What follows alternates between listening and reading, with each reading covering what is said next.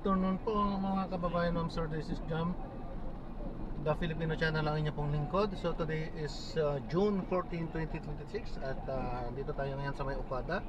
So, dito yan sa Tambo Paranaque at dadalhin po natin yan sa may SM SM Mall of Asia, Barangay 76, Pasay. Okay, dito tayo. Magbabalik po tayo mamaya dito.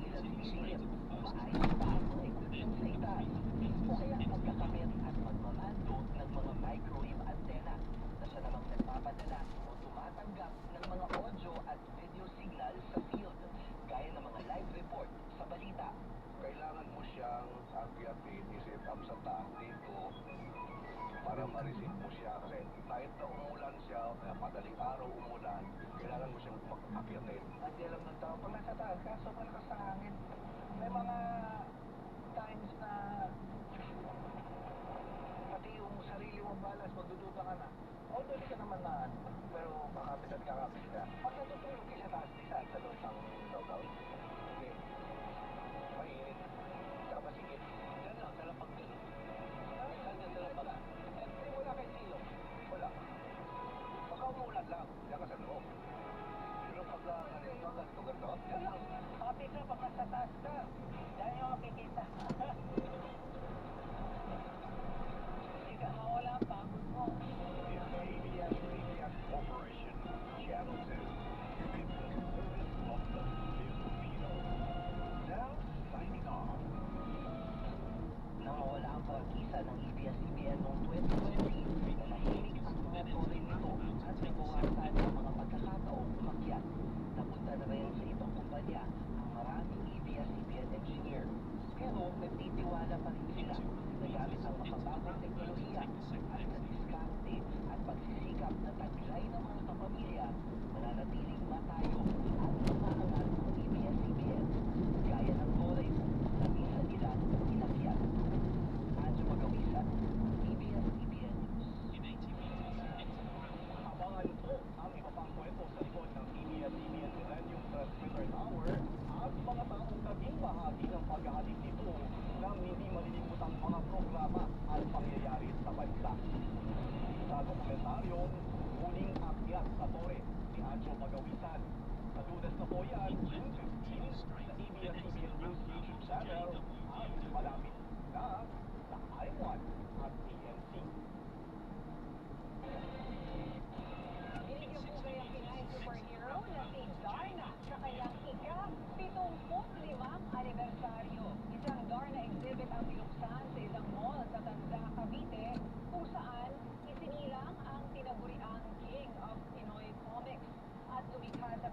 heroine na si Mars Ravelo.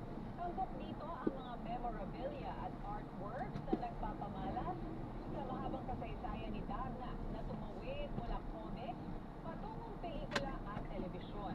Layunin din ng lipad Darna from panels to legacy exhibit na ipakilala ang pop culture icon sa mas nakababatang henerasyon. Susunod mga kolektor at fans, dinagsa ang pinakamalaking toy con exhibit sa bansa sa pagbabalik ng TV Patrol Weekend.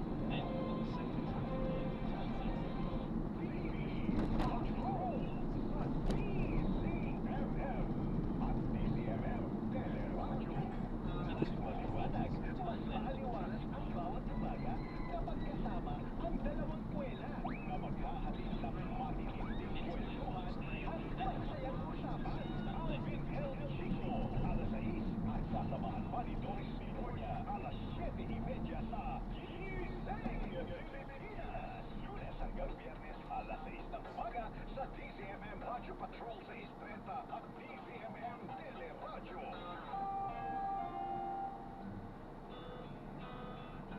Ayan, kami ang maging pahinga mo. Mag-relax sa saliw ng mga paborito kong tugtuging puno ng magagandang alaala ng nakaraan. Sa Remember Your Music. Kasama si Kuya Dan, Martes hanggang Sabado, alas 12 ng hating gabi. Sa DZMM Radio Patrol 630 at DZMM Teleradyo.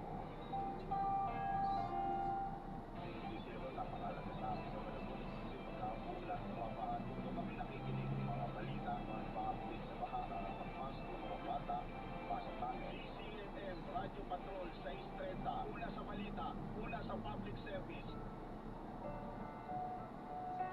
Sa ating pang-araw-araw na buhay, mayroon at mayroong gumugulo sa ating isipan. Pwede mong ikwento yan. May makikinig sa'yo. Ako to, si Chang Ami. Kasama si Chang Ami Perez, Lunes hanggang Biyernes, alas 3 ng hapon, sa DZMM Radio Patrol 630 at DZMM Teleradyo.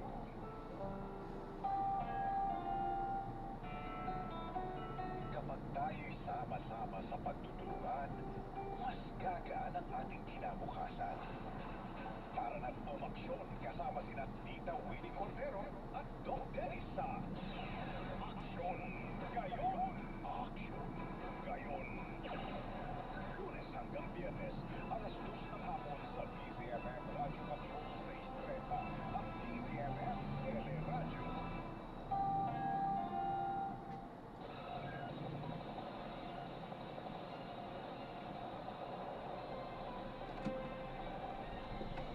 Inarayo ng mga toy collector at enthusiasts ang 3 araw na Toy-Con event sa Pasay City. Tampok dito ang ilang toys na dinisenyo mismo ng Pinoy art toy designers. Nagpapatrol, Rico Hizon.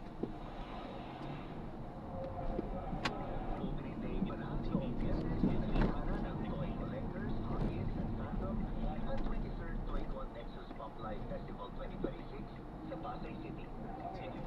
Leaders ng mga Pinoy art toy designers. So this is the biggest pop culture gathering in the Philippines because they are our big highlight is really the toys, diba? Yeah, people are going to be coming here to catch toys that will only be released in this event. An entire row of local toy designers, mga 150 plus. Pumililaan at tinabagan ng fans ang limited edition Marong Tech 63 ng art toy designer na si Chris Michael. They wanted to do something different and new. Super Filipino pa rin, hyper-local. Pasok na pasok dun sa June 12 Independence Day. Diyan pa rin yung hip-hop culture namin. And parang re-imagine yung paano magsuot ng barong. Tatlong beses kinilala si Quick bilang Artist of the Year sa Designer Toy Awards sa New York mula 2018 hanggang 2020. Paraan na rin ito ng pagsasalamat ni Quick sa mga Yan, so na-drop na po natin. Maraming salamat po sa panonood. Hanggang sa muli. Ingat. God bless. Si Den Hernandez. Paalam po. Andito kami naglilingkod sa inyo saan man sa mundo.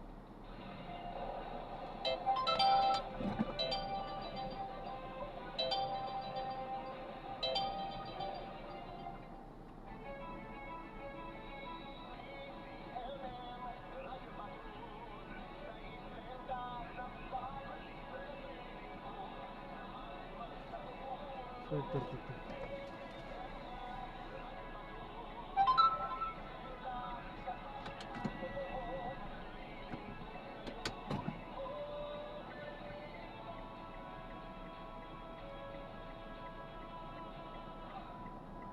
Ito po ang DZMM, bahagi na nakasaysayan ng Pilipinas sa nakalipas na 40 taon. Noon, ngayon at sa mga darating pang panahon, patuloy